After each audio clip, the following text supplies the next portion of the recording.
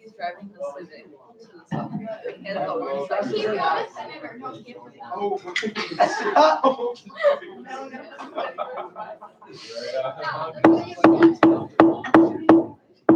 Yeah. All right, I'm going to call the 16th meeting of the 13th Undergraduate Senate to order. I will start with roll. Senator Colchmero. Here. Senator Pintar. Here. Senator Hawk. Here. Senator Dennisay. Here. Senator Dantzler. Senator Burgess. Senator Meekum. Here. Senator Chen. Here. Senator Adams. Hi. Senator Polinsky. Here. Senator Najafi. Here by proxy. Senator Fryer. Here, Roxy. Last name? Black. Senator Kenna. Here. Senator Martine. Here. Senator Morrow. Senator Zitzman. Here. Senator O'Connor. Here by proxy. Senator Rakowski. Here. Senator DeGose. Here. Senator Roberts. Here. Senator Legitimacy. Here. Senator Agdepa. Here. Senator Robbins.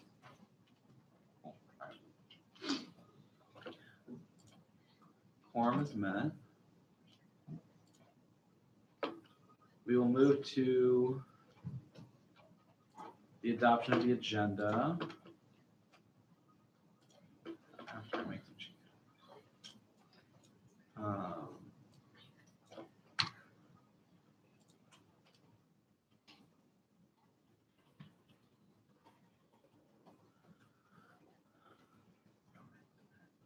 Discussion on the agenda.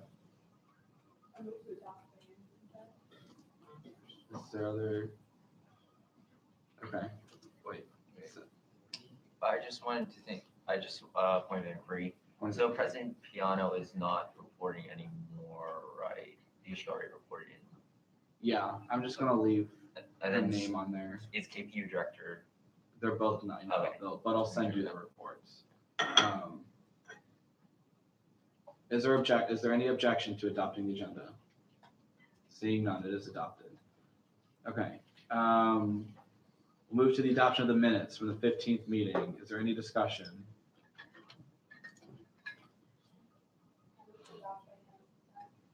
Is there objection? Seeing none, the minutes are adopted.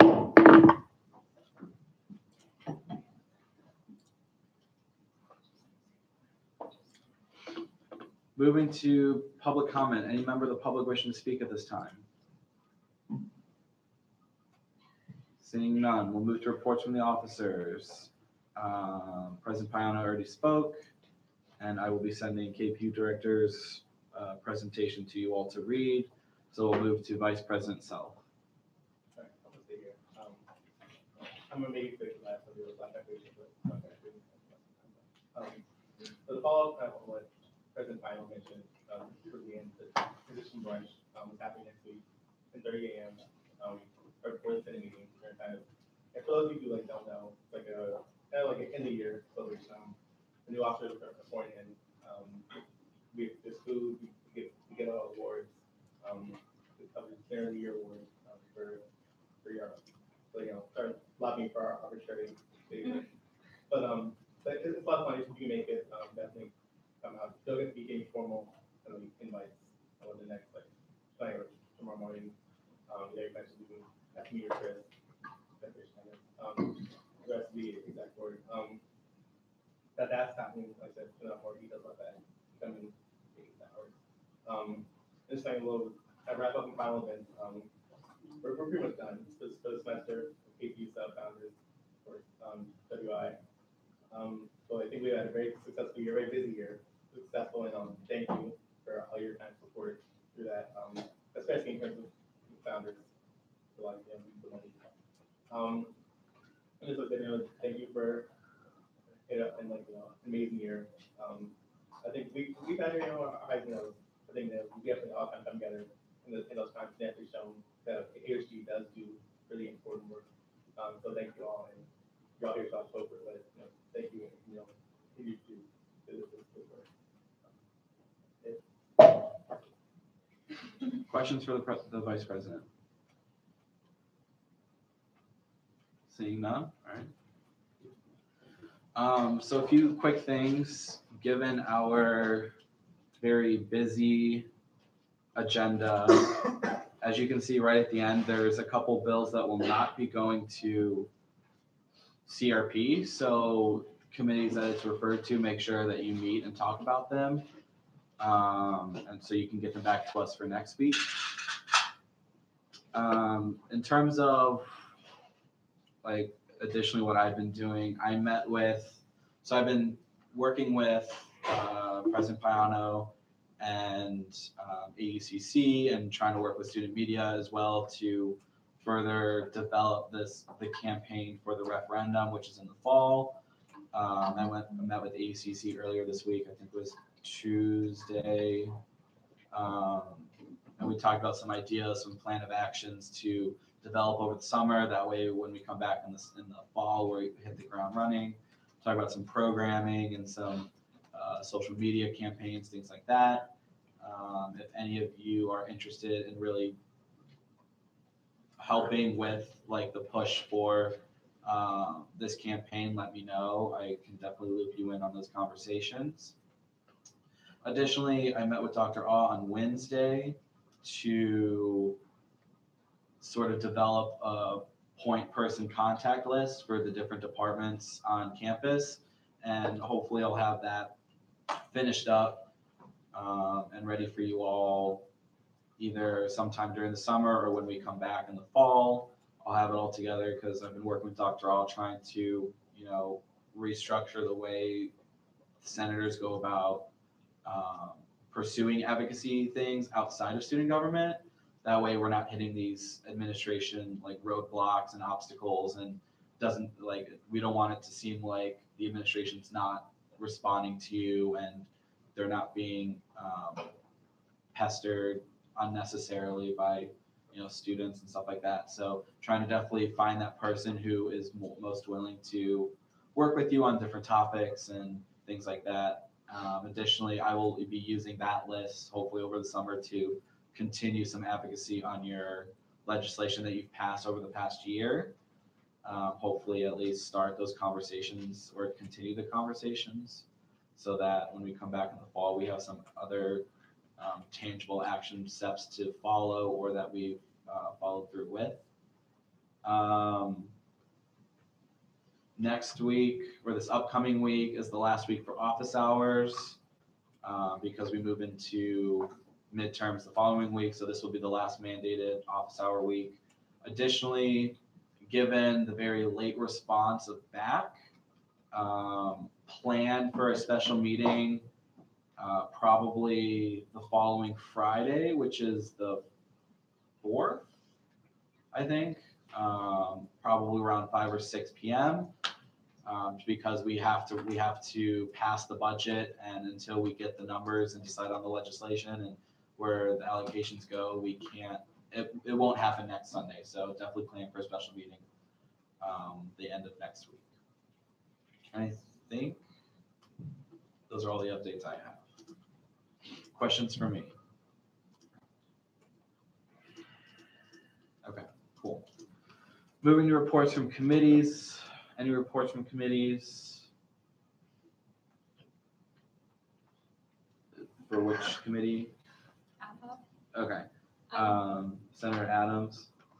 We're sending out it's something for Earth Day, which is today. So happy Earth Day, everyone. Be green.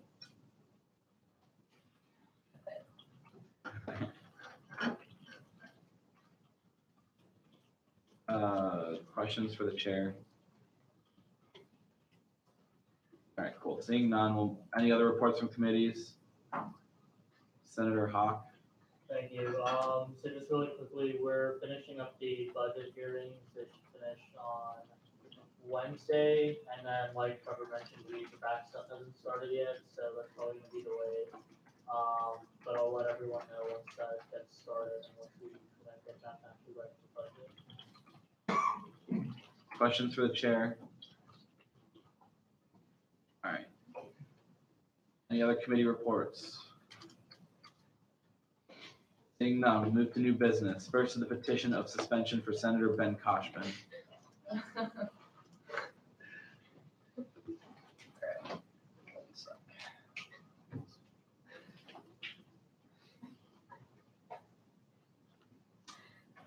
Alrighty. How's it going, everyone? I'm sure you all know I've been suspended for too many absences. I'm just here to talk about kind of why I was put in this position. I'm going abroad in the fall, and that application process got getting rejected for my first choice abroad program and having to pack in like an entirely other abroad application within a really constrained time frame. Basically just took up like every waking moment of my life. And then even after I got accepted, having to do all the like visa application, like all the stuff with AU abroad, like meeting with advisors to make sure that the classes that I'm taking will transfer over for my major requirements, which has been a pain in and of itself. That's just taken up not just my physical time, but my mental energy. It's pretty much all been dedicated to that. I've tried to be as involved as I could, realistically be able to towards the tail end of this semester, but that, it's definitely translated over into me not being able to make it to as many meetings as I would like to. Obviously, as I am going abroad in the fall,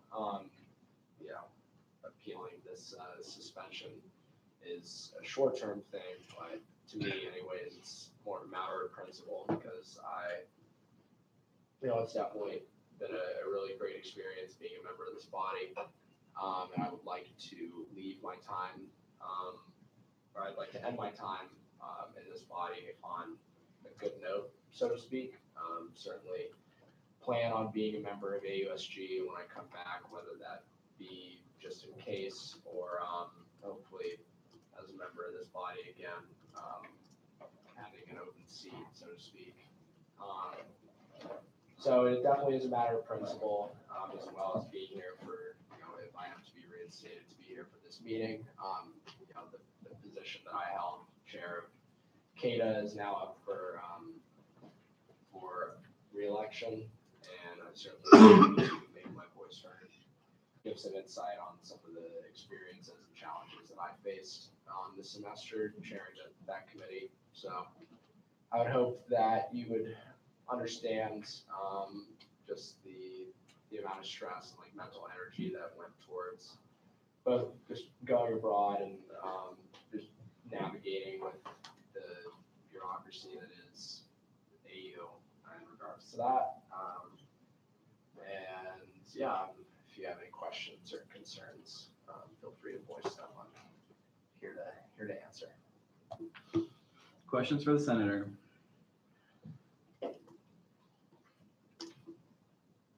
Senator Kenna. Could you elaborate on your other time commitments outside of your government? So I'm also on the Interfraternity Council E-Board, so I'm the vice president of risk management. So I also, that takes up a lot of my time too, especially because I just planned and held an event as a Know Your Rights panel. There's just a big panel discussion with a bunch of speakers from different aspects of Greek life. That certainly took up a lot of my time. Not to say that, obviously everybody in the Senate has other responsibilities and still is able to make time. And I do apologize that I haven't been able to devote the amount of time that I would like to this body, but I certainly think that just the stress of like trying to go abroad when I got rejected for my first choice and like trying to have to they were able to extend my application deadline, but like in a nutshell, it was just like a really, really crazy couple months, and so that just kind of really took me aback. But yeah. Other questions? Seeing none. Thank you, Senator.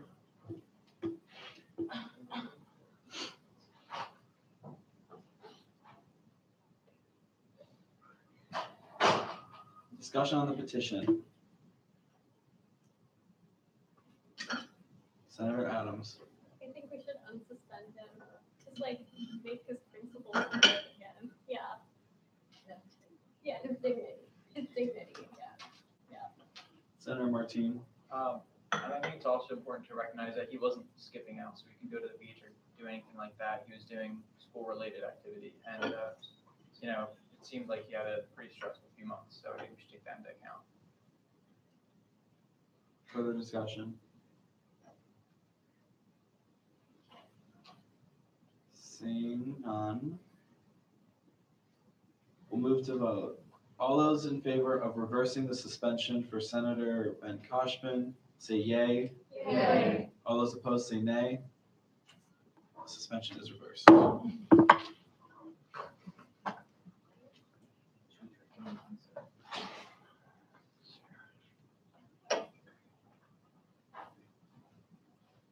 Suspended. Someone talk. No, you. Yeah, you got suspended. You've been added back to the rolls. Thank you, Don. You're gonna make them cry. Okay. Point of inquiry. Yes, Senator Zitzman. You just sent us a bill that used to be a resolution. What was on the agenda that we adopted? The updated bill. That was the bill. Yeah. So originally the agenda that I sent out on Friday was a resolution to condemn anti-Semitism, but it's actually a bill format. And so I sent you out the bill, and that's what's on the agenda. Okay, moving on to our next business item, to the election of the chair for the Standing Committee on Accessibility, Transparency, and Accountability. So Senator Koshman is leaving after the semester. That's why we're doing basically to elect a chair-elect to serve in the role as once he decides to resign. So if for those who were here, remember it's going to be the same process in which we followed in the fall during our second meeting during the initial elections. For those that were not here, what's going to happen is you can be nominated by a senator if you want to run for the chair. There'll be 4 minutes of speech, 4 minutes of questioning per candidate, and then we'll vote by secret ballot.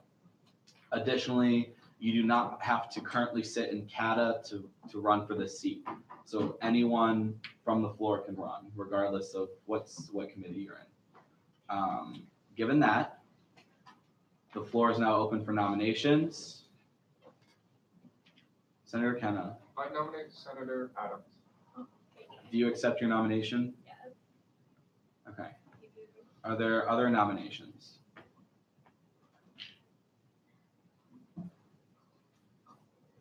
Seeing none. The floor is closed. Senator Adams, you have 4 minutes.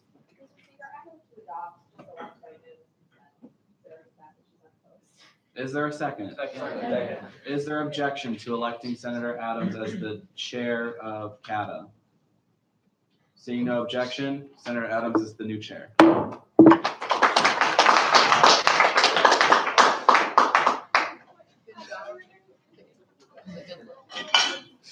Okay. Moving on to our next agenda item, policy book 1718-007.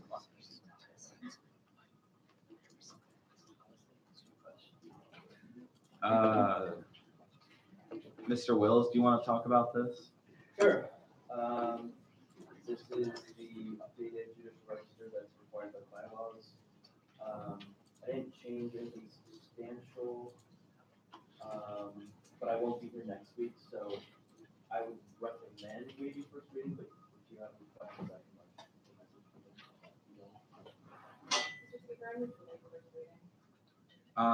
There's a motion to waive first reading. Is there a second? There's a second. Discussion on waiving first reading. Seeing none, we'll move to vote on waiving first reading. This requires a 2/3 majority. All those in favor of waiving first reading say yay. Yay. All those opposed say nay. Opinion of the chair, the 2/3 is met. First reading is waived. Move right into second reading. Is there anything else you would like to speak on that? Sure, I'll just go over the minor things that I changed. So Bobby did a great job of giving the G board kind of a report before our formal hearing. That was really substantial, so I put in that the inspector should always do that because it's really helpful. I made it that, oddly, this wasn't a rule before, but that nobody should be able to lie to the judicial board. So I put that in, and I put in proceedings for formal hearings because that was never in before, so I didn't know what to do, so I just did what we did on election day, or first page day. Questions? Senator Senator Goes. One other thing I see changed a lot is that for some reason it's crossed out everywhere where the chair of the judicial board shall serve as long as they remain in good behavior and standing. Can I ask why that's a line? Bobby has a bill right now that changes the term limits for J board members, and because it's in bylaws, it supersedes. Started feeling twice, and so we didn't have to update this to reflect Bobby's bill in the future. Further questions? Seeing none. We'll move to discussion. Discussion on policy book 1718-007. Mr. Speaker, I move to adopt it again as consent. Is there a second? Second. There's a second. Any objection to adopting policy book 1718-007? Seeing none, the policy book is adopted. Yes. Can I move to refer the next three bills to the finance committee, just immediately? Immediately? Second. Third. I don't see why not, right? Okay. I hear a second. I'm just going to take discussion because this hasn't been done before. Senator Zitzman. To clarify, these are shelves of bills for the money next year that will be filled in once we get information from student activities. So they're being introduced now so that they can be referred and then come back next week or whenever, I guess. Other discussion? Seeing none, we'll move to vote. All those in favor of referring Bill 17-18-033, 34, and 35 all to the Finance Committee, say yay. Yay. All those opposed say nay. Those are referred. All right, moving to Bill 17-18-036. Find it. Would the sponsor like to speak on the bill? Yeah, I can. Basically, as everyone knows, we've adopted the finance report last Senate meeting. This bill is basically saying that we as AUSG should adopt it as like an official policy that we're gonna commit to work towards implementing. Like in the bylaws, it doesn't say anything, like a report is just a report on like the state of, or like here's the necessary information for students to know. We also do make policy recommendations in the report, so this bill is saying that we as AUSG are gonna commit, or we're gonna commit to working towards implementing those policy recommendations, which like to me, like I think is like, we should do that, but there's nothing binding us to it, so that's it. Questions for the sponsor? Senator Zitzman? Can I ask why this is a bill and not a resolution, since it's just expressing the sentiments of the Senate? I wrote it as a bill because I think like it just means like we're for sure, because like resolutions aren't binding. So the bill is just stating that like this is now our official position on what we're gonna do about finances at American University and making it more affordable. I don't know, just making it more binding, I guess, in summary. Other questions?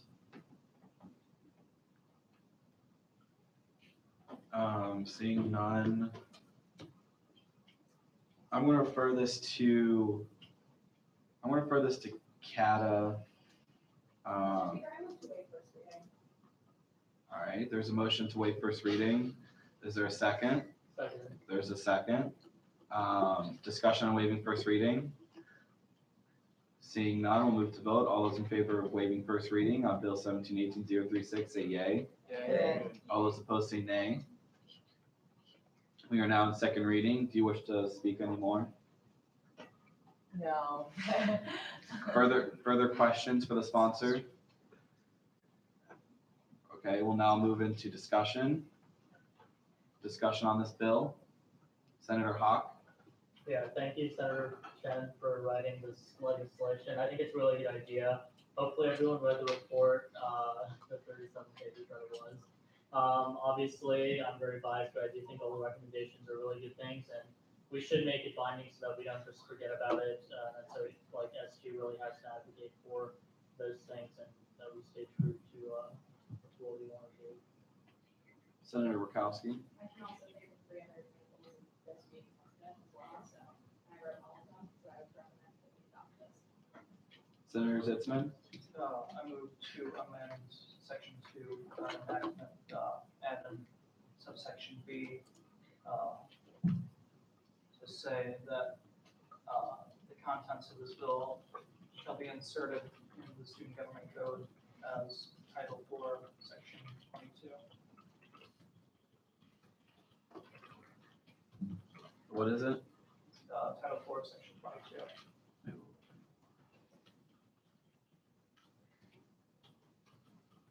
You said 22.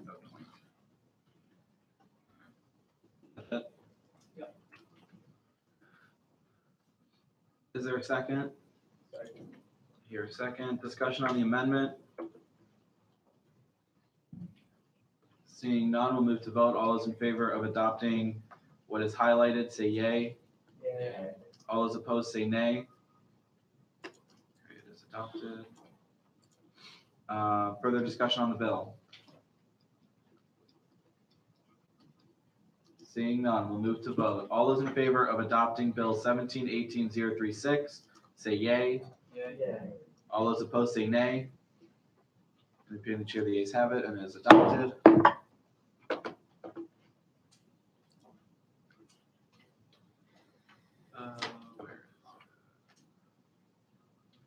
All right, moving to our next agenda item, Bill 17-18-037.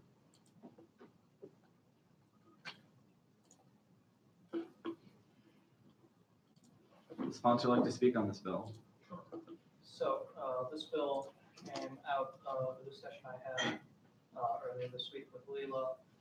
She is not here today, so I'm introducing it for her. And it is about the Community Service Coalition, CPC, which is a group in AUSG that's been pretty low profile, but theoretically helps students work in community service. And the idea of this bill, first of all, is that this group has existed for a long time. It's been in budgets going back several years, but it's not referenced anywhere in any of our documents. So this would be the first reference of it somewhere. So it's clearly, concretely exists. And second is that Leela told me that she, being the vice president-elect and the president-elect Fernandez and the current director of Community Service Coalition all agree that this group should move from under the vice president to under the president, just because they think that would be a more sensible place for it. So that's what this bill does. Questions for the sponsor? Seeing none, this will be referred to CRP.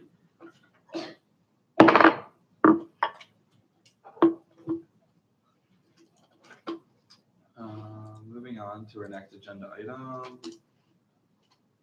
Bill 17-18-038.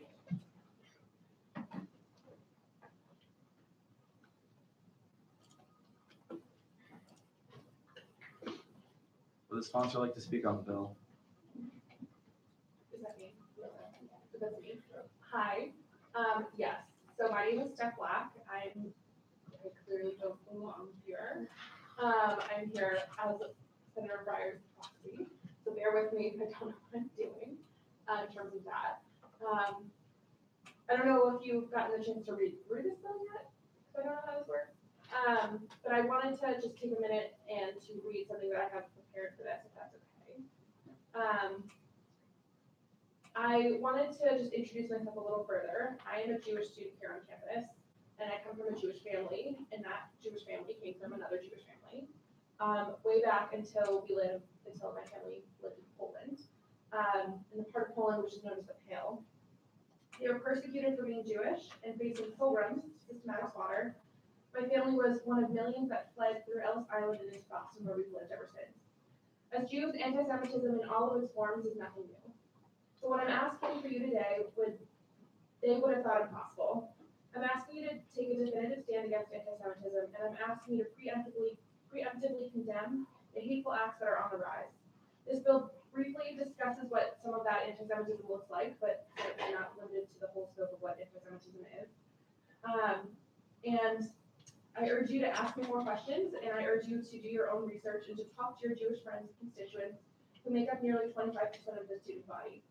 This is the reality that we, your constituents, face every day, and we need to know that you hear us. Please consider this bill carefully, and please pass it. I don't know what I'm supposed to do next. We'll open it up to questions. Okay, please ask me questions. Any current questions for the bill and the sponsor, Senator Zitzman? So, what would you like student government to do, like, once we adopt, this bill, it'll be our official policy, but is there anything that you would actually like to see happen as a result of that? Yes, so as far as I know, after the 2 anti-Semitic firing incidents that happened on campus, none of you reached out to your constituents, your Jewish constituents. None of you had, even if you were Jewish yourself, none of you had conversations and thought to have conversations with your Jewish students. My first thing I'd like to see is that happen, is that you make an effort to talk about your Jewish students and the issues that they face. There's so much conversation right now about different forms of oppression that lots of different minority groups face on this campus. And too often religious minorities, Jews included, are not included in that conversation. So first of all, I would like you to begin doing that. That's unacceptable. And I want there to be training of some sort. I'm happy to do that myself. I just did that a couple weeks ago. And I'd like for this to be a part of the conversation and part of what you keep in mind as you go forward making legislation, is that you understand what anti-Semitism really is. I have a ton of resources, and I've been doing research on this for the past 6 weeks straight, so I'm happy to share all of those materials with you. That's it for now, but I have some more outlines in the later part of the bill as well. Other questions? Senator Kenna? Well, before my question, I just wanted to thank you for bringing this to our attention and sponsoring this. My question for you was, is there any connection between wanting to bring this forward in our Senate to the BDS activism that's happening in the GW student government right now? So I have friends who are GW. I'm going to just be very transparent about that. This is not a reactionary bill. Okay. I think too often we do things in reaction to incidents that happen, and I really don't want this to be that. I have my own personal opinions on BDS, and there are lots of Jewish students who don't agree with me on that. Jews aren't the monolith, I'm not the speaker for the Jews. This is not an anti-BDS bill. This is also not an anti-Palestinian bill. This is simply a bill that gives us Jews a level playing field for how do we have these conversations if BDS were to come to campus. I wholeheartedly stand with GW right now. Their Jewish students are being torn apart. And I don't want that on this campus. I think there are ways to have conversations about BDS, about Israel and Palestine that don't necessitate us being at odds with one another and don't require us to be each other's enemies and to divide our campus. I don't want that. And this is simply a way to say, here's how we can talk about this. And here's how we're going to do so, if that makes sense. Other questions? Seeing Senator Martine? This might be kind of like naive, but what is BDS? Yeah, so first of all, there's so much more to anti-Semitism than simple, just anti-Jewish oppression. So if you have questions about what it means and what it looks like, please ask. BDS is a move called boycott, divest, sanction. I'm coming from a biased opinion because I'm against BDS personally. There are plenty of people on this campus who could speak more to it in a more favorable light, but what it essentially is a move to boycott, sanction, and divest from anything related to Israel because of the conflict happening. It is seen as, from one side, as a way to hold Israel more accountable for their actions with the occupation and with the conflict. To others, it is blatant discrimination of an entire people based on their ethnicity, which is not protected under the Civil Rights Act, Civil Rights Law, which is in the bill. So it depends on who you ask. There's no straightforward answer with any of these, but essentially it is a way to stop all relations with Israel. Further questions? We're gonna move into the period of debate, or we're just gonna refer it? It's first reading, so it'd be referred. Senator Polinsky? That's fine. I would draw my. Okay. Other questions? Senator Pintar? I move to waive first reading. Objection. I don't agree with that.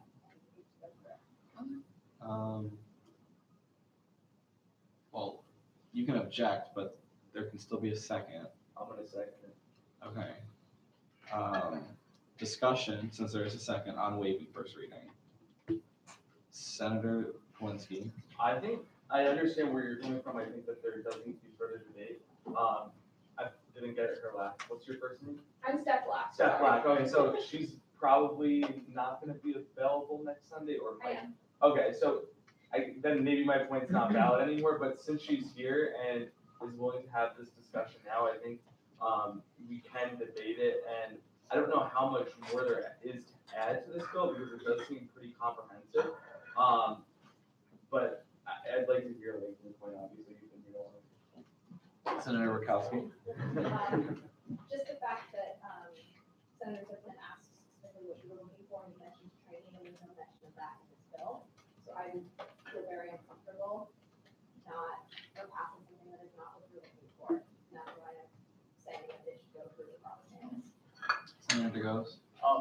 Two things. One, so for one thing, I believe it does mention training when it says that in the very last page that asks for student government officials to be trained in diversity measures. But I believe that that's exactly why we cannot waive first reading. This is a very comprehensive, very well-written 4-page bill that goes through a lot of things. And I think that we need to go through the normal process of setting it to second reading so we can all have the time we need to process everything that's in this bill and truly know what it is that's being put on it before we can really advocate for it. Because if this is gonna be the strong measure that it's foretold it will be, then we need to really know what it is. Senator Zitzman? Yeah, and I would note that just taking the temperature of the body, I'm pretty certain that the bill will pass eventually. So the question is whether it passes today or whether it passes next week. Now, I think today, the bill has already, it's clearly started a conversation about how student government should be involved in efforts against anti-Semitism. So we've already started the conversation. So I think, given that having the bill in effect, for the next 6 days, I don't think is going to have that much of a difference from having it go to committee and then go into effect from 7 days from now into the future. I think, given that that is not really a consequential time difference, given that the conversation's already been started, I do think that whatever details and kind of honing come out of going to committee would be valuable. Senator Pintar? I don't disagree with anything that's been said, just wanted to explain my reasoning. It's just that, I was just, thinking about one, that this is either the last meeting or second to last meeting that we're having. So if we wanted to just kind of resoundly put this through and start acting on it, we can work on these things next semester as well. And as well as just the turnout today, and we could have that proper discussion. This is way more people that have come to Senate than last session, than last meeting, and it'll probably be more than what will be next meeting. So it's just a matter of everyone being here and us having a proper conversation about it. but I have no objection to it being read through either, so thank you for bringing this one to my attention. Senator Martine? I agree with everything Senator Pintar said, and I also have a question for you. Yeah. Which committee would this be referred to? I was probably going to refer to campus and student life. Yes. Will this be more suited for the special committee on diversity, equity, and inclusion? Either or, it doesn't matter. It's up to, my initial thought was campus and student life, but if the Senate wants otherwise, I can do whatever. Senator Kavanaugh? I agree with Senator Pintar's points. I think that, it is true that more work can be done on this topic, and I think Senator Rokowski raises a good point that, we can be more detailed about the action items that we want to push forward. But if I'm reading and understanding this bill correctly, I think the bulk of this here is just taking an institutional position on anti-Semitism. And I don't think we should have any hesitancy on that. I think that we should waive first reading, discuss the bill, and then pass it today, and then move forward in the coming weeks about what can we actually do to reach out to our Jewish constituency further. Senator Myers-Roxy? Oh, that's me. Yeah, I just want to echo that, I'm coming here as basically constituent at Roxy, and I've done basically probably now closer to 8 weeks worth of continued outreach to the Jewish community. And I do feel comfortable speaking for them when I say that there is a need for our senators to take a definitive stand. After the first incident, there was not a whole lot of response to that, especially from AUSG. And that silence speaks volumes to us, and we've heard that not much is being said. I urge you then to, I don't know how this process works, I didn't know you could just pass it today, but I urge you to do that if that is a possibility. I'm happy to stay here. I'm happy to take work off next week to also continue to work on that should that be the case. But I do urge you to take a stance today, and I'm sorry, I don't remember your name, but I think what you're saying is absolutely correct, that this is more than anything, a bill for you to take a stance where none has been taken before. So I hope that the details of section 2 aren't going to be what trips you up in terms of getting this passed, if that makes sense. If I'm even allowed to say that. But yeah. Senator Rokowski? All I'm gonna say is that SG has a really, really long history of mandating trainings for something and then not following up on it. That's all I'm gonna say. Senator Adams?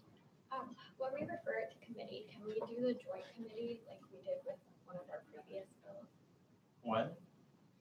We back in the day, we did like a joint CATA and then like Senator Chen's committee. It was never a joint thing. It was sent to one committee and the other Okay. committee was encouraged to attend Okay. the meeting, so. Senator Pryor's proxy? To respond to Senator Rokowski, I did the training already. I did the training and President-elect Fernandez was there, as well as President Cayano and whatever his title is, Rafael Cestero. And in my opinion, it was very successful. We had staff, students, and faculty, Jewish and non-Jewish, from multiple offices across campus. And I got lots of very positive feedback. So the training for me is not an issue. As long as we set a date, I'm happy to do and meet with whoever, whenever the work is done. It's just a matter of getting people to gather. So the onus is really on student government to say, is this something that we want to actually do? Senator Rokowski? You're absolutely correct. The onus is on the student government to say that we need to do it, and that's my point, is that we need to put it in here. But if you guys are comfortable moving forward, then I'll remove my objection, I suppose. Senator Zitzman? I think it is really commendable of you to volunteer your time to train people about all these issues. But in terms of what is most sustainable, obviously, none of us are going to be here forever. So student government can't count on you for multiple years to train people on anti-Semitism, you individually. And I do think that like, people are free to contact you and seek out that training in the next 6 days. But I also think that over that time period, this could be sent to committees so we could hammer out the details so that that training could be sustainable and not just be a one-time thing. Because like Senator Rakowski said, there have been several instances over the years where people are required theoretically in student government to get training. There have been mandates passed that people get gender sensitivity training and racial and ethnicity sensitivity training. And of course, we all know, being in student government, none of us received that training. And the reasoning for that is because the structures weren't built to be durable. I think they were just done hastily. So I think everyone agrees with this bill and that we need to stand on it. But the question is, in regards to whether or not to have first reading and have it go through committee, is whether we want to take the time to make sure that the effects of this bill last. Senator Kenna? I think that both Senators and Senator Lukowski's points are valid, and I agree that the specifics of diversity training is something that we need to work on. I think that's why we should continue to wait first reading and then in the discussion of this resolution, amend the part that discusses diversity training to be more specific and incorporate Ms. Black's already written out diversity training curriculum. And in that way, we can ensure that it is sustainable over a long period of time, given that the curriculum's already been written. And we will not continue to waver on our support for Jewish students at AU. Senator Pintar? Yeah, I would agree with Senator Kenna's points as well, since we do have people here and we have the writer here to help us with amending to her specifically, or like what she would prefer how things would want to go. And but I just want to like appreciate that both sides of this discussion are just trying to do their best to make sure that we have the best outcome for students as well, and to make sure that this is ensured. So, Senator Fargus Proxy? I also just want to clarify that I'm not the kind of person to back down from things. So if you're worried about training, I'm not going anywhere. I will make sure you all get trained if that's what you really want. Happy to do that. I'm also happy to submit that as a different resolution or a different bill, however that works. If that's like what's holding people up today, like the specifics of that, I don't mind tabling. I'd like something to be passed today. And if something needs to be amended later on, I'm also happy to do that as well. Again, don't really know the process, but just putting that out there. Senator Rakowski?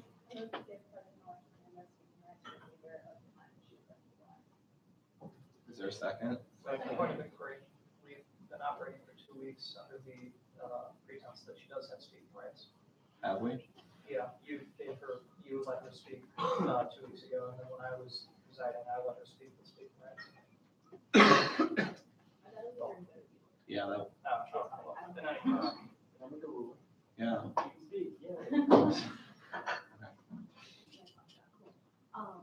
First of all, thank you.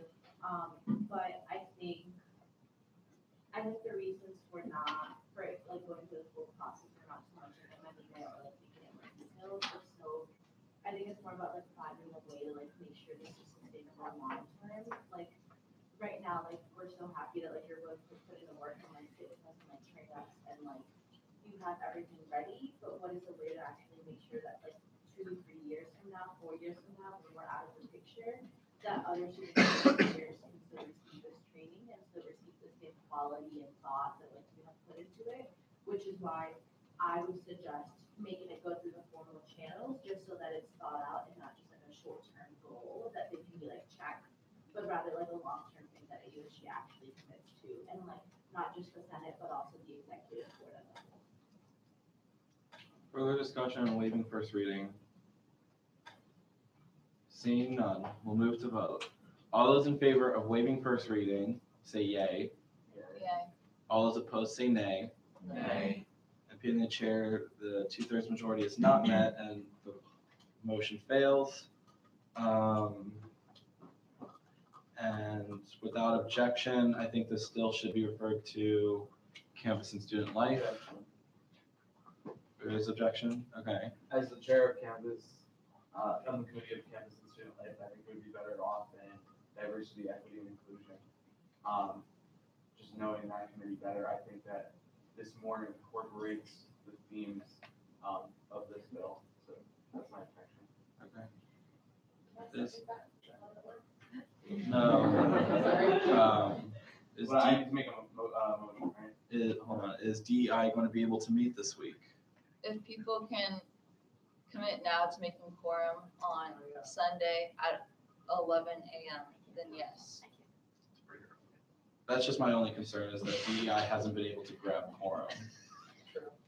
It's the only time we've done what's the thing, doodle polls and everything, and the only time the majority of people seem to be available is on Sundays before this meeting. So, and we've tried to do that, and there's just not quorum met, and I'm happy to I'm happy to have a meeting. I just would hope that people show up. So is there a formal motion?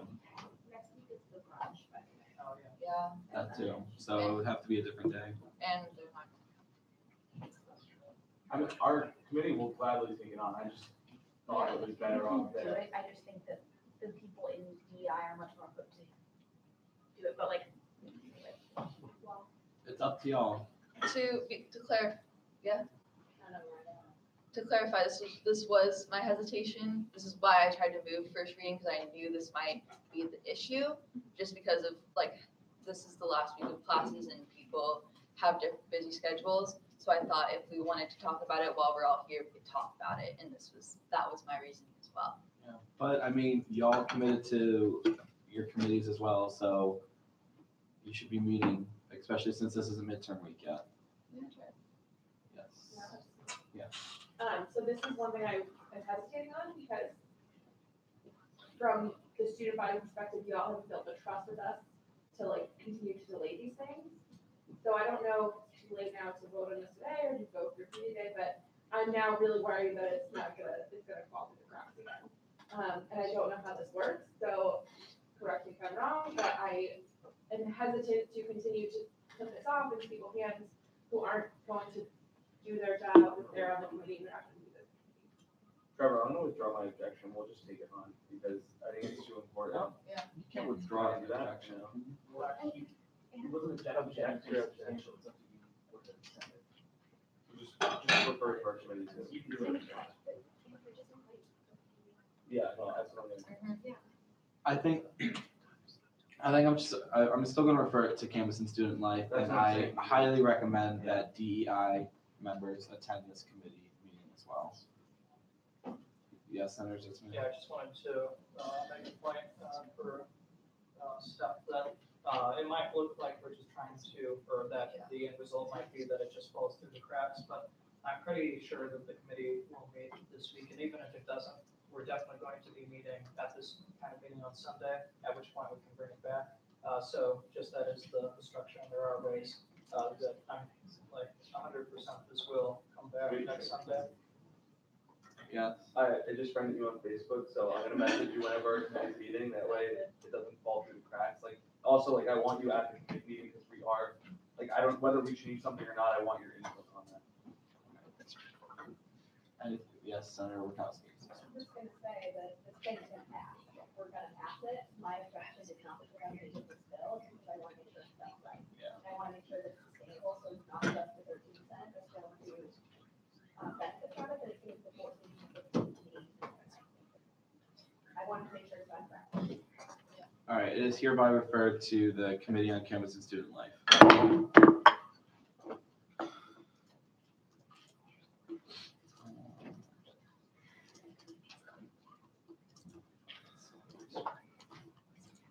Okay, any further new business? Seeing none, we'll move to old business. First to Bill 17-18-028. Would the sponsor like to speak on the bill? So, in the case that some of you didn't read this, which would be very bad indeed, but anyways, what this does is require members of the judicial board to appear before the Senate once a semester to keep their spot, because it has been the case that like people are appointed to the judicial board and then like a couple months go by and nothing happens, because that's just how the judicial board works. And then when something does happen and their position is needed, they're completely lost interest and they're just AWOL, but they still have their spot, because we like to pretend that we're the United States government, and in the United States government, justice is served for life. But of course, that's not how things work here. So this requires people to stay committed. Questions for the sponsor? Seeing none, we'll move to discussion. Discussion on Bill 17-18-028. Senator Martine. I like it. Sounds good, Bobby. Looks like a lot of research went into it. Other discussion? Senator Kenna.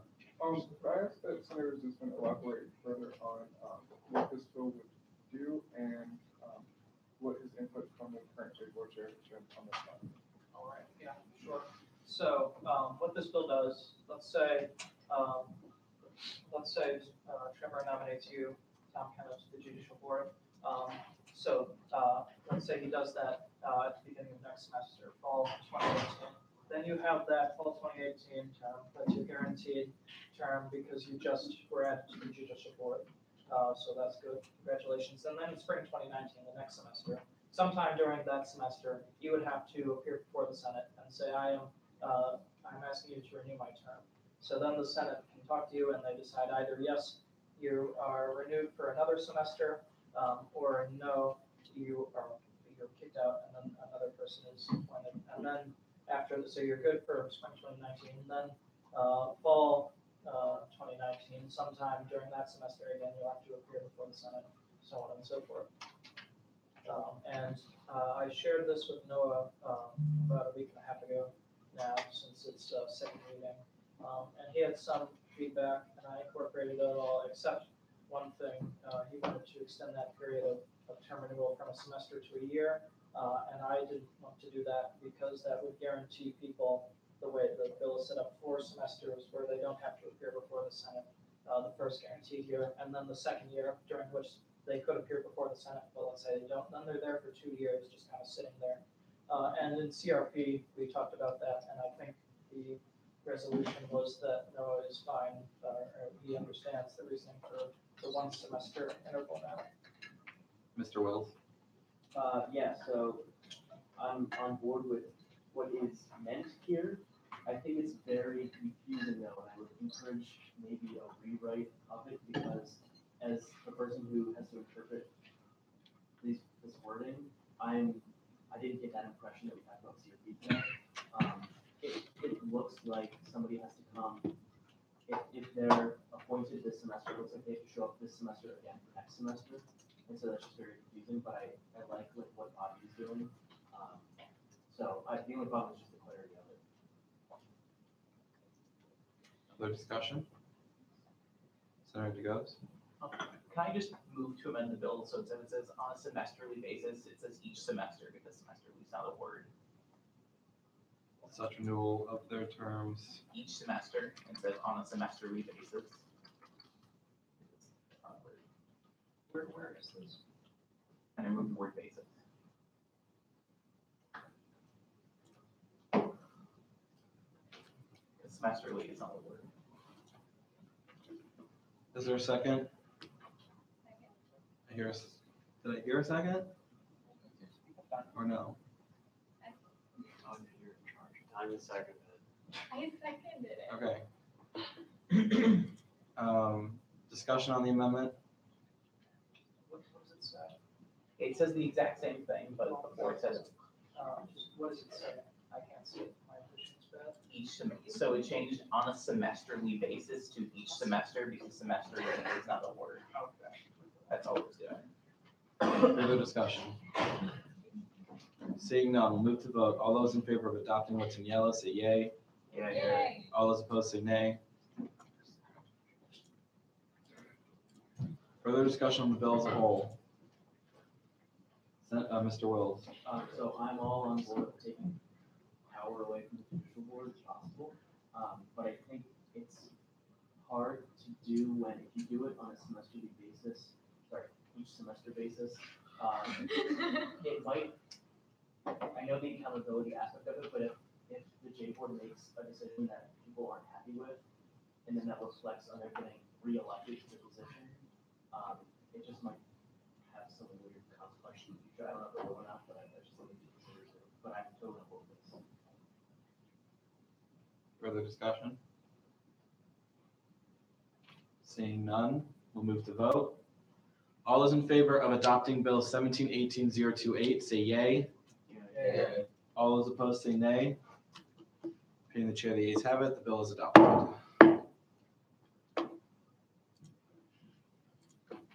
Moving to the next agenda item, Bill 1718-030. Sponsor like to speak on this? Bill. Yes. So this is a result of something that happened a couple of times while I was inspector reviewing elections complaints. People who were involved with campaigns would try to get other campaign people in trouble with the J board, and they would be searching through all the governing documents, finding something that might apply. And sometimes they would stumble across something that seems like it works with the ethical and judicial standards, and they would write up a complaint about it. But every time I would talk to them, this happened a few times, I would say, the ethical and judicial standards doesn't apply to people who don't hold office in student government. And that is the case. Like, you can read the jurisdiction section right there. What's in white is what is currently in place, and it clearly does not apply to people who don't hold office. But that could be even more clear. So just in case in the future people in elections are trying to cause trouble and stretching the rules, this new yellow section makes it perfectly clear that ethical and judicial standards don't apply to people who aren't in student government. Questions for the sponsor? Seeing none, we'll move to discussion. Discussion on Bill 1718-030. Is there a second? There is a second. Any objection to adopting Bill 1718-030? Seeing none, the bill is adopted.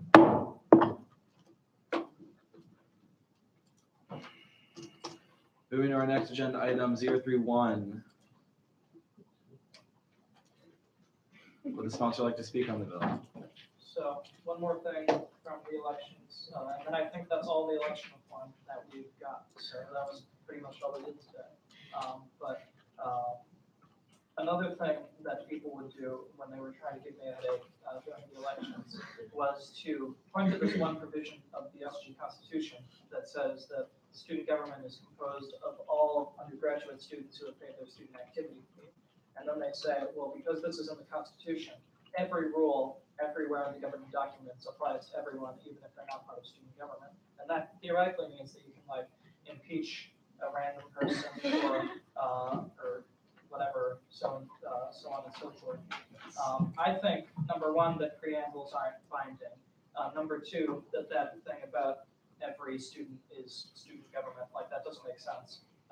So this is just adding to the bylaws a clarification. Number one, that the preamble isn't binding, and you can't apply student government rules to people outside of student government.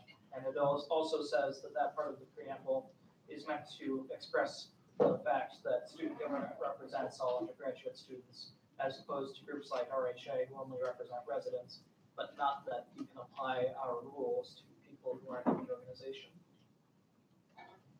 Questions for the sponsor?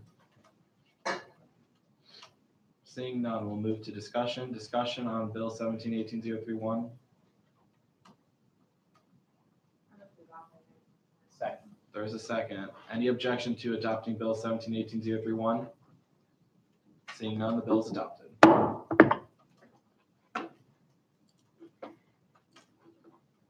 Moving to Bill 032, a bill for the reforming of elections bylaws. The sponsor would like to speak on the bill. Sure. I know I spoke on this at length last week, but just to repeat myself, one of the biggest things that I have noticed in my time as elections commissioner is the ridiculous amount of bureaucracy that exists during the entire process and the confusion that results because of it, especially in terms of overlapping responsibilities between the Elections Commission and the Joint Committee on Elections Policy. And so through a bunch of discussion with a lot of people involved in this process, I came to the conclusion that the best way to get this fixed is to incorporate what used to be JSEP into a body with essentially the same responsibilities, but under the Elections Commission, where the Elections Commissioner would serve jointly as the head of the Elections Commission and as the chair of what would then become the Elections Commission Policy Board. So I'm happy to answer any questions if you're. Questions for the sponsor? Seeing none, we'll move to discussion. Any discussion on the bill?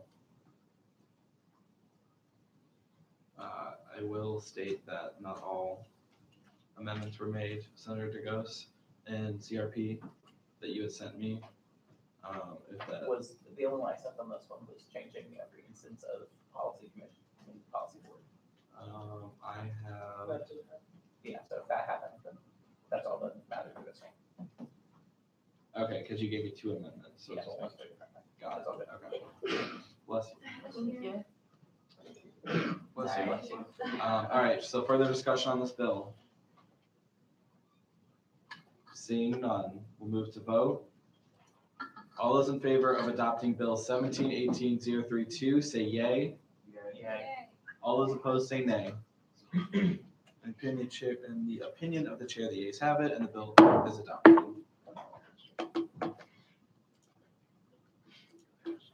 Moving to our last agenda item, Policy Book 1718-006.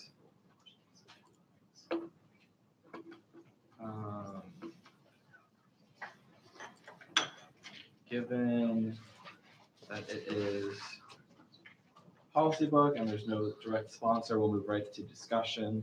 Discussion on Policy Book 1718-006. Senator DeGos. Can I move to amend policy book, Article 3, Section 3, Subsection 2, changing the words "ends" to "begins"? Sorry. Say that again, Article 3. Article 3, Section 3, Subsection 2. Subsection 2, okay. And you're changing what? Where it says voting period ends, voting period begins. I'm going to start this argument again. Voting period begins. Is there a second? Sorry. I hear a second. Discussion on the amendment. Senator DeGos. So just to clarify for those of you that weren't here during CRP, it does not make sense to me that a write-in candidate should be able to declare their write-in candidacy during the voting period. Besides the fact that anyone that's doing this is clearly just happening to last minute see on the ballot that it's available to happen and is only doing it to get easily elected for a mark on their resume.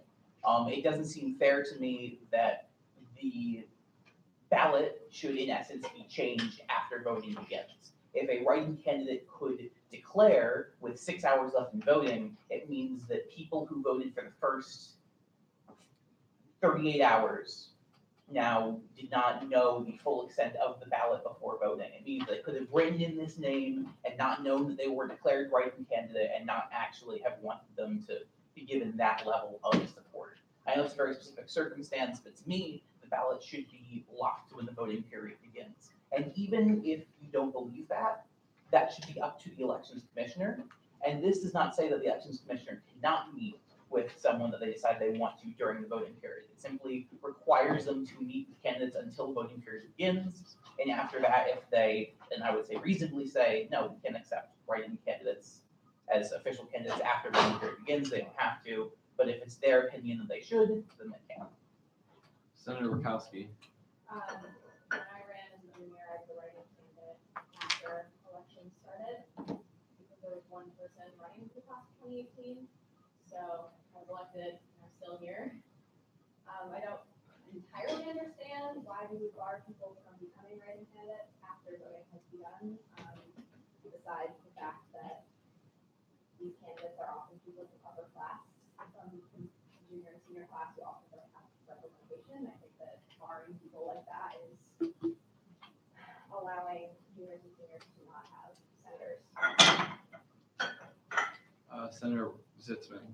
Just, I'm not going, I already talked about my position on this matter a lot during CRP, so I will just say, the question for anyone who's not paying super close attention is whether, it's basically whether write-in candidates should be allowed to be write-in candidates once voting started. Like, if you log on to vote and you see there's only, like one person or 0 people running for this race, I'm gonna be a write-in candidate. If you think that person should be able to be a write-in candidate, you should vote against the amendment. If you think that person should not be able to be a write-in candidate, basically vote against the amendment. Senator Kenna. Well, I think another problem with this amendment here is exactly what Senator Joe's highlighting, which is that it says the elections commissioner is required to meet with all prospective write-ins until voting period begins, and then it's up to the discretion of the elections commissioner about meeting with candidates subsequently, which leaves the elections commissioner the discretion of whether they're going to meet with write-in candidates after voting begins. So I think that that's a problem. If we're going to definitively say that write-in campaigns cannot begin after the voting period begins, we should say that. But I think this language leaves too much discretion. On the topic of, do we want to allow write-in candidates to begin their campaign after the voting period begins? I totally support the current system. I don't think that we should be changing that at all. I think that after a after a voting period begins and someone realizes that there's an open position after voting and then launch write-in campaign, that person could be very interested in the seat and could do a great job in it, and there's plenty of examples of that. So I don't think we want to limit people in that regard. Mr. Wells. I don't know. Senator Dempsey. I completely agree with you. Also, like, just coming, like, not that this relates to me, but like, from perspective, someone who was right in, just like, it also kind of feels like people are already established into government, if that makes sense. So like, people who already know that they're gonna be elected, because like, how many people into government have run since their freshman year and is still in this place right now? So like, just think of it from a student who's never been part of student government, and like, it's the process, like, well, of course, not like Jay said, but like, just not having that support from people already in student government. And I feel like it does limit people, because there could be very serious candidates who are in who are interested. I completely agree. Senator Ghost. So I agree, there have been multiple candidates who are last minute write-ins who have been good. I would argue that Senator Paskey is one of them. But when you think about most of the candidates who become last minute, and I mean during voting period write-ins, they're normally for class and school councils, for positions that they think will just look good on their resumes. And when you think about the class and school councils, the first thing you think of is they don't really do that much. And it's because they're often filled with people who have decided to write in because they see there's no one else running and know that if they declare, then they'll just be able to get the position. If they truly care about these positions, if they see there's no one for these spots, they can apply to be appointed. That means that they have to show that they have the motivation to do well for that body. They have to appear before the Senate to prove that they care. And if they really do want this position, it takes only an extra week or 2 or so to get into that position, showing that they really will do a good job in that position. I think if we want to fill student government with people that care and show the student body that they're interested in the student body, then it should be harder than just, oh, voting's already begun, but I see there's no one running this, so I'll just throw my name in because I can't lose. Mr. Wells. Okay, so I have a bunch of things that need to be said. First off, nothing on the ballot would change. Ballots are firm after voting begins, so the ballot isn't changing at all. Write-in candidates, I would argue, were meant to be for people who weren't on the ballot, whether because they didn't get on the ballot or because they didn't know or want to or whatever. I've never known, I was speaker for almost a year, I've never seen a bad write-in candidate. It was Jonah Wolf, there was Faith, both of them were probably two of the best from, I'm not gonna say that. Really nice. But this is coming up a problem because there's kind of an ongoing question of whether the elections commissioner is required to meet with somebody after they declare and what declare means. Now, I think the solution to that might be that once voting begins, the elections commissioner doesn't have to meet with the candidate, that the candidate is on their own liability not to break the rules. But the argument against this is that the elections commissioner doesn't have time to meet with a write-in candidate. I I don't think that should reflect on when the voting period ends or begins to declare. So I think the best way to go about this is to keep it the same and then change where the elections commissioner have to meet with write-in candidates. President-elect, Renee? I also think to the point about intention, like, when it's writing to your resume builder, I think that's kind of concerning if you think about it that way. I think anyone that's running, like, that can be their intention. Like, when when you choose to run for Senate, even if you're not running a write-in campaign, you can easily be writing because you want something on your resume. I also think that we talk a lot about like bringing students in that wouldn't normally get involved in student government. And I just think not allowing them to do that, it just goes strongly against everything we've been saying for a really long time. Other discussion on the amendment? Senator Martini. Bobby, can you say what you said before, like rephrase that? Not rephrase, but say it again. So I was just like summing up the debate. So basically, what's in green, this amendment doesn't allow people to be write-in candidates after voting begins. Now, there's some technical nuance, but that's basically it. So if you want people to be able to be write-in candidates after voting has already started, vote against the amendment. If you don't want people to be write-in candidates once voting has started, vote for the amendment. Senator Colchamaro. Can I just make a point of inquiry because I'm not familiar with all the elections policy. So if someone does declare write-in candidacy, is there a certain threshold of votes they need to achieve in order for that to be accepted? Yeah, so the idea of declaring write-in candidacy is that, well, first of all, it allows you to campaign, which is why, you need to meet with the Elections Commission in person because you have to go through elections policy to make sure you know how to campaign so you don't get some sort of elections violation. But the big difference is that if you don't declare a write-in candidacy, you're a spontaneous write-in, which means you need a minimum of 10% of all votes cast in that race to win that race. Otherwise, there just is no winner, and they're appointed via whatever body that they were running for. If you declare write-in candidacy, you only have to win a plurality of votes cast for declared write-ins. So if you declare write-in candidacy and you're the only person that votes for yourself, but no one else has declared write-in, you win. Further discussion on the amendment? Senator Kenna.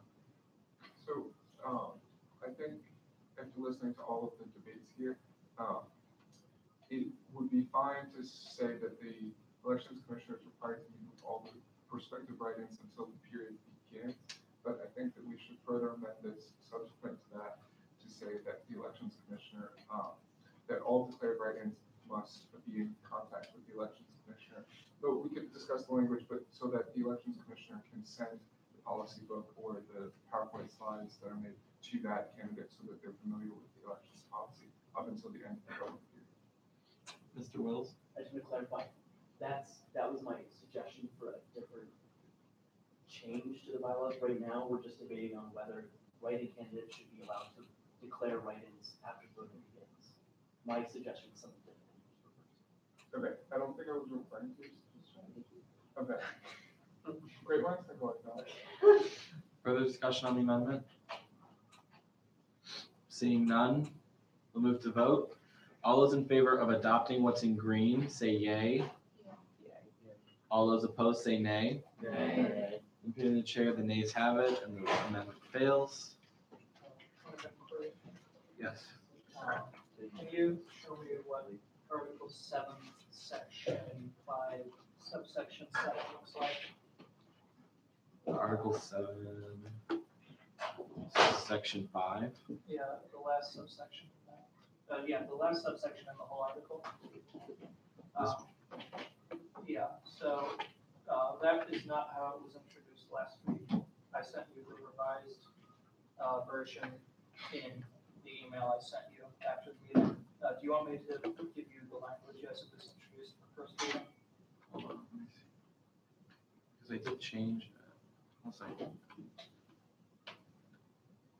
It should, that subsection 7 should say, should a candidate be disqualified, so on and so forth. Well, this is the one, okay.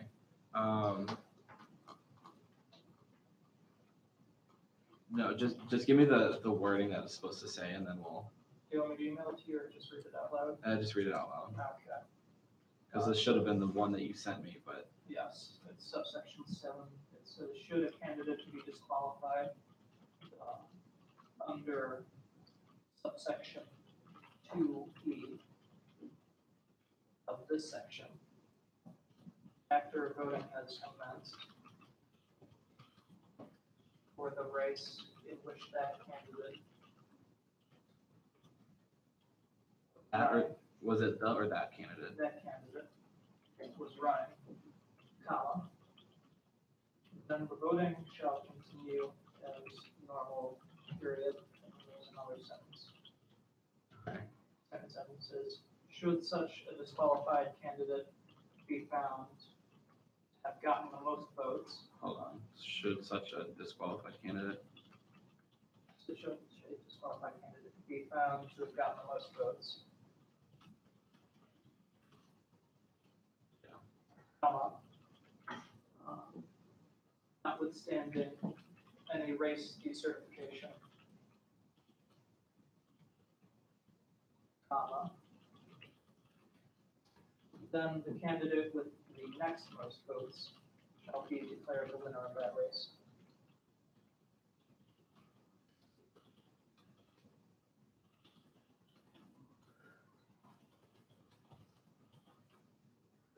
That's it.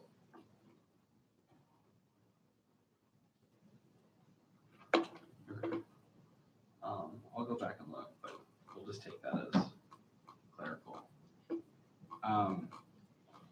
Okay, further discussion on the policy book as a whole.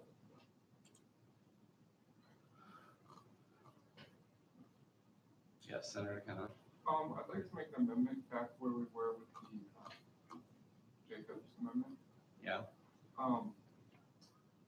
After the sentence that says ends, well, no, I'm sorry, at the end of the subsection, can we have a sentence that says,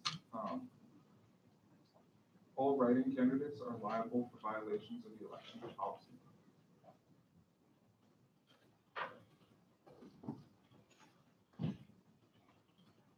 Or what, viable? Or liable? Liable. For violations of, The election policy. And actually, could I add to that at the beginning of the sentence? Just add it in there. The elections commissioner is not required to meet with all declared writing candidates. oh, what? Declared writing candidates.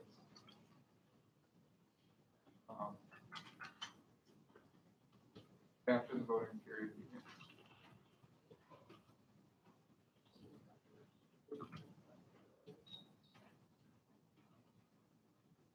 And so then we also take out that sentence that we were just having. This one? Yeah.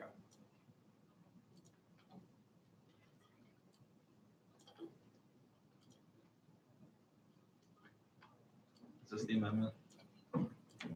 That's my amendment. Okay. Is there a second? Second. Your second discussion on the amendment, Senator Zitzman? So, the first sentence that you read, that everybody's, everybody election policy book, I'm fine with that. But then, the next part confuses me, because that seems like we're just trying to redo what we just decided not to do a couple minutes ago. So, does this allow people to become regular writing candidates after voting has begun? Well, in my interpretation of it, it would be because what we're saying, what the distinction in writing candidates is that you have a declared writing candidate versus a spontaneous election. And so the advantage of being a declared writer is that you automatically win if you're like only one vote actually votes to win. But because of the time constraints on the elections commissioner during the voting period, they might not be able to meet one-on-one, chat for 10, 15 minutes with every single writing candidate that approaches them. So what this is clarifying is saying that after the voting period begins, the elections commissioner is not required to meet with them, but all the writing candidates are still liable for violations of the policy book. Okay. Senator Sitzman? So would people still be able to get, less than 10% of the vote and still, be elected even if the elections commission declines to meet with them? I would say, in my understanding of how the amendment fits into the rest of this section 3, the answer would be yes. Senator DeGose?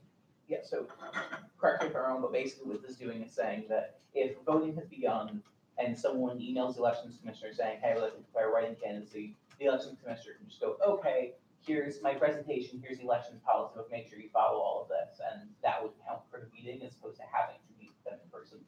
Yes, that's what I, for this amendment. Discussion on the amendment? Seeing none, we'll move to vote. All those in favor of adopting what's in green, say yay. Yay. Yay. All those opposed, say nay. Okay, the chair, the ayes have it.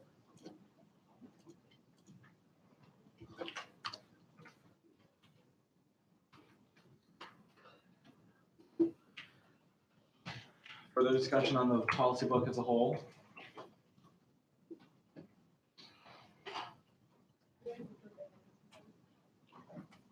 Is there a second? There is a second. Any objection to adopting policy book 1718-006? Seeing none, the policy book is adopted.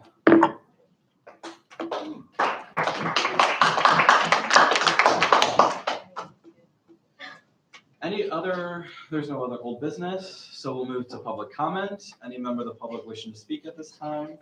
Yes. Okay. Any members of the public wishing to speak at this time? Seeing none, we'll move to go to the order. Any executive go to the order? Secretary Schneider. I am looking forward to next week, transition. I obviously will be next week, but this is my final week, final week as a executive. So if there's anything you want to add to our workload this week, please let me know. There's also lots of classes, so there's a lot going on, but again, if there's anything you want to get done before we hand over to our successors, please let me know. I will claim as much credit as possible here. And it's been great. Obviously, there's been ups and downs, there's been fun times, there's been horrible times, but what are you gonna do? And if anybody's not gonna be there next week at the lunch or the Senate meeting, thank you for everything that you've done for the students of the university. Thank you for everything that you've done for university. Thank you for your, it's been an honor to serve the last 2 years as an executive. And I've worked with a lot of you over those last 2 years. I've worked with you longer, some shorter, but it's been a real pleasure. Yeah. So, you'll hear more from me next week. Other executives, President-elect. Hi, okay, so first, Yami's not here, I was gonna like thank her for that presentation. I just think Yami has done such an incredible job in the short period of time she's been SG president in a way that people that have been in the role for a year, haven't been able to do so. So I hope that she's set a good example of what being an SG president should look like, and I hope to build on it, and I hope that you all keep me accountable to that. Second, I just wanted to provide some quick updates. So, transition director started reaching out to people I will be interviewing for my cabinet. Not everyone has been reached out to yet, but I'm starting all of my interviews throughout this week, starting tomorrow. I should have all of my nominations for any paid positions or mandated by the bylaws next Sunday. So that's going to be chief of staff, diversity, equity, and inclusion director, and case. So just make sure that if you are interested in applying to any of those positions, you submit those applications as soon as possible. so that we are able to set up an interview before I have to put up any nominations. I'm also, starting to move the need. I've been moving a lot of student leaders on campus, and a lot of different university stakeholders, kind of introducing myself within this new role. I've had a lot of existing relationships with administrators before, but it's kind of been like shifting gears, kind of talking about how different of a role this is and what that's going to be looking like. Nami and me have a meeting with Dr. Ah this Wednesday, and we've already sent her an advance copy of what my goals are for the year. A year from now, at this point in time, what would I have liked to accomplish? And I turn back and reflect on my year as president. And then also, it's unrelated, I just wanted to give a quick note on the strategic planning committee, for President Burwell. As many of you know, I serve as the undergraduate student in that committee. So all of us just submitted our first drafts. For me, I'm leading the enrollment strategy, so we submitted everything. We received, initial drafts from all of the subcommittees, and then we will be convening together to discuss any edits that need to be made and a lot of changes, because honestly, this is the very first rough drafts. Then all of the subcommittees will start arranging community sessions, for students, faculty, staff, and alumni, and the board of trustees to begin, to really find like what those gaps are now that we've gotten into the nits and grits of the work that we're doing. And then our second draft will be due, mid-May for President Burwell, and from that we'll continue moving forward. I just wanted to update you on that process, and I know, you all are interested in the timeline and being as involved as possible. We also have the luncheon, this Wednesday about the strategic planning committee. Honestly, it won't be much different than the information I presented to you all, except it's President Burwell sharing it. So if you signed up, great to see you there. I'm looking forward to it. And if you didn't sign up, feel free to like email, Facebook message me, text me any questions you might have on what's going on. Secretary. I just want to echo Valentina's comments on cabinet appointments. There's still a couple more days to schedule interviews, and especially if you know anyone who's interested in whatever tech, reach out to me. The perpetual position that nobody wants to apply for there is extremely important, so please help us. Mr. Wells? I was gonna say. So I will not be in the Senate next week, and I know there's a tentative meeting on the Friday afterwards, but I have class, so this will probably be my last goodbye. So I'd like to start off by thanking Faith for appointing me as JSUP chair, all those years ago, and look where I am. No, this is the worst position I've held in student government, but I enjoy it. I apologize for those who I have done something to. I don't know, with J-board and stuff, but thank you. I hope I'll see you before I graduate, and it was fun.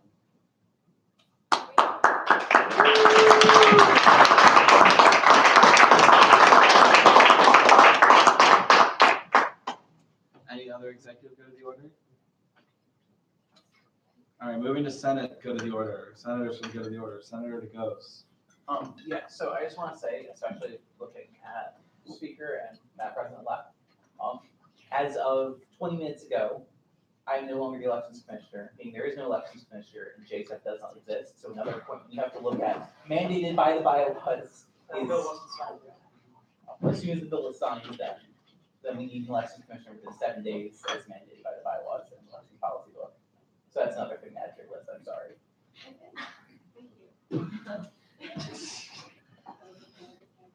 Senator Polinsky. We have that bill that, so I know CCSL has had a lot of transition with people being suspended and new people. So I'm gonna get a list from Trevor of the people who are actually in the committee, because we haven't met in a while. And then I'll Facebook message everybody, but I'd like to meet sometime that Steph can meet as well, because it is her bill that she helped to write. So I'd like to get her input. So be on the lookout for that.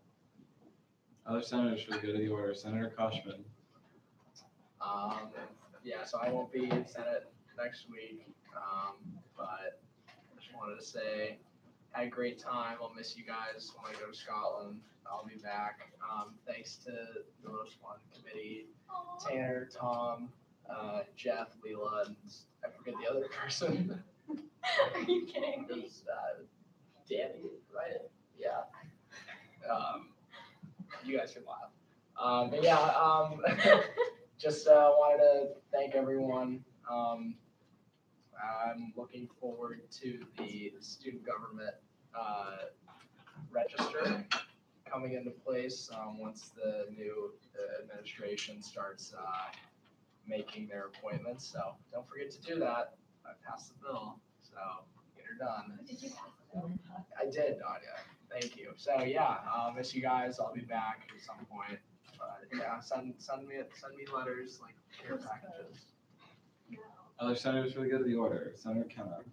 I don't want to prolong the meeting any longer because I know we want to get out of here, but on the topic of transition and coming to a close with this year, I just want to thank J Board Chair and former Speaker Noah Willis, as well as two-time Secretary Schneider. Your dedication to this organization has been incredible, and you've both been a role model for me, and I can speak for other senators on that topic as well. Thank you. Senator Rakowski. I just want to put on record that I was disappointed as Jason Chair. He applied to the deputy chief of staff, I rejected him. And then. No, I put the two things that you rejected. What was the other one? I don't know. I'm gonna believe you. Yeah. So, I'm gonna miss you, Noah. You've been the best. Other senators. Other senators for the good of the order. That response for Noah. All right. So as a reminder, this is the last week of office hours. Please sign in so I don't have to suspend you. And I think that's really it. I'll send out additional information for transition brunch next week, and reach out to me if you need anything. Good luck this week, final week of classes. And if there's nothing else, we are adjourned. Yay, Hell yeah. Let's ride.